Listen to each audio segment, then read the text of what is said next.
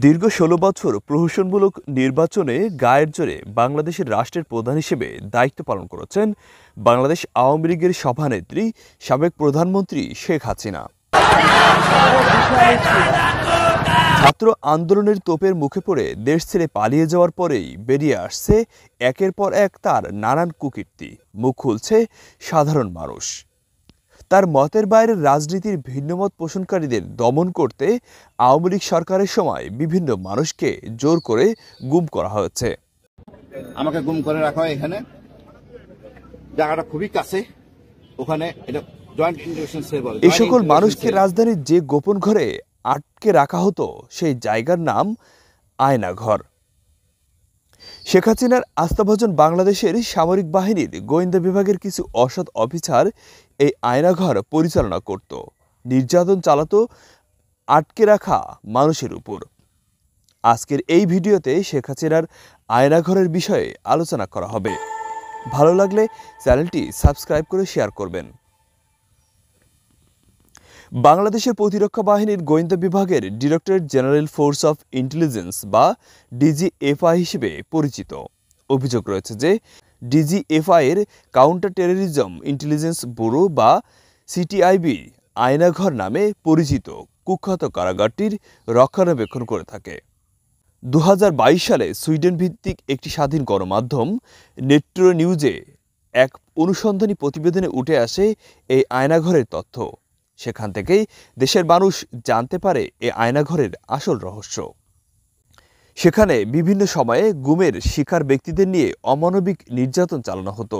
আয়নাঘর ঢাকা সেনানিবাসের মধ্যেই অবস্থিত বলে ধারণা করা হয়।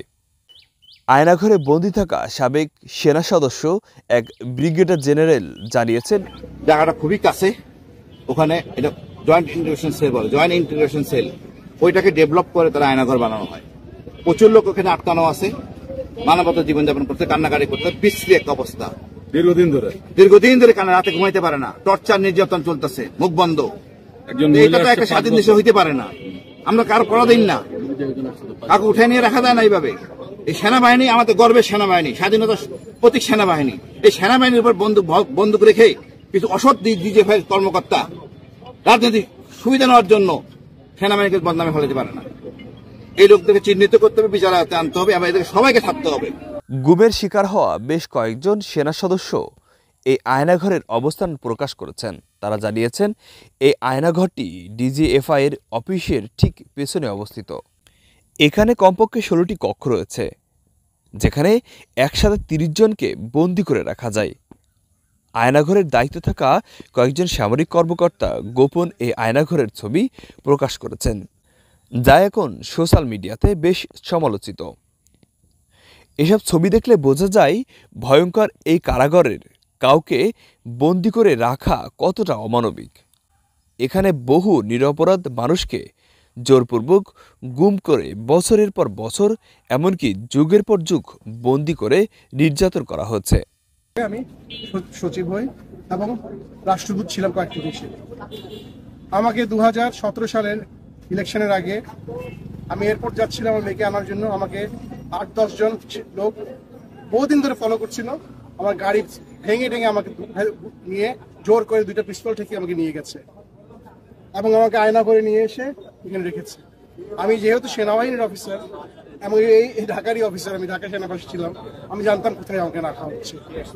এবং সেইখানে প্রচন্ড নির্যাতন করা হতো লোকদেরকে।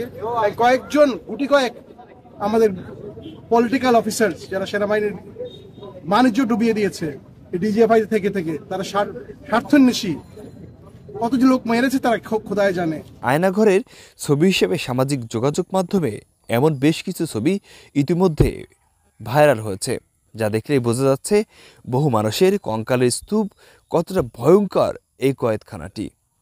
তবে এই ছবিটির বিষয়ে শতভাগ নিশ্চিত হওয়া যায়নি। তবে আয়নাঘরে বন্দীদের নির্যাতনের বর্ণনা শুনে যে কোনো হৃদয়বান ব্যক্তির মনে হবে যে এমন অমানবিক পরিবেশে দীর্ঘদিন বন্দি রাখার থেকে কাউকে হত্যা করা অনেক ভালো। অভিযোগ রয়েছে ডিজিএফআই এর কিছু অসৎ কর্মকর্তা শেখ হাসিনা সরকারের কাছ থেকে অবৈধ রাজনৈতিক সুবিধা নেওয়ার জন্য এইসব কর্মকাণ্ড করেছে। আওয়ামী লীগ সরকার ক্ষমতায় থাকাকালীন বিচার বহির্ভূত হত্যা, নির্যাতন এবং জোরপূর্বক গুমের বিষয়টি বরাবরই অস্বীকার করে এসেছে। বাংলাদেশের একটি শীর্ষস্থানীয় সংবাদ মাধ্যমে বলা হয়েছে, শুধুমাত্র একটি সেনানিবাসেই এমন কয়েদখানা নয়, বরং দেশের বিভিন্ন স্থানে এমন ধরনের অসংখ্য আয়নাঘর থাকতে পারে।